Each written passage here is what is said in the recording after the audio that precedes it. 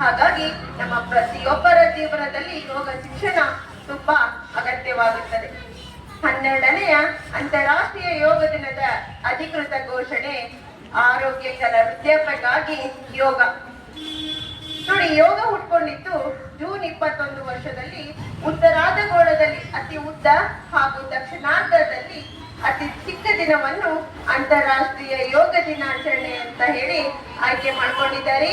ಈ ದಿನವನ್ನು ಬೇಸಿಗೆ ಆಯನ ಸಂಕ್ರಾಂತಿ ದಿನವೆಂದು ಕೂಡ, ಅಂದರೆ ವರ್ಷದಲ್ಲಿ ಅತ್ಯಂತ ಹೆಚ್ಚು ಹಗಲುಳ್ಳ ದಿನವಾದ್ದರಿಂದ ಈ ದಿನದ ಯೋಗವನ್ನ ಆಯ್ಕೆಯನ್ನ ಮಾಡಿಕೊಂಡಿದ್ದಾರೆ.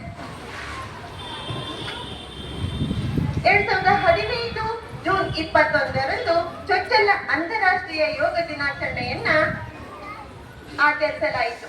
ಕೇಂದ್ರ ಸಚಿವಾಲಯದ ನೇತೃತ್ವದಲ್ಲಿ ಅಂತಾರಾಷ್ಟ್ರೀಯ ಯೋಗ ದಿನಾಚರಣೆಯಲ್ಲಿ ರಾಜ್ಯಪಥದಲ್ಲಿ ವಿಜೃಂಭಣೆಯಿಂದ ಆಚರಿಸಲಾಯಿತು. ಪ್ರಧಾನಮಂತ್ರಿಗಳಾದಂತ ನರೇಂದ್ರ ಮೋದಿ ಹಾಗೂ 84 ರಾಷ್ಟ್ರಗಳ ಗಣ್ಯರು ಈ ಕಾರ್ಯಕ್ರಮದಲ್ಲಿ ಭಾಗವಹಿಸಿ 21 ಯೋಗ ಆಸನಗಳನ್ನು ಆ ದಿನ ಅಭ್ಯಾಸ ಮಾಡಲಾಯಿತು.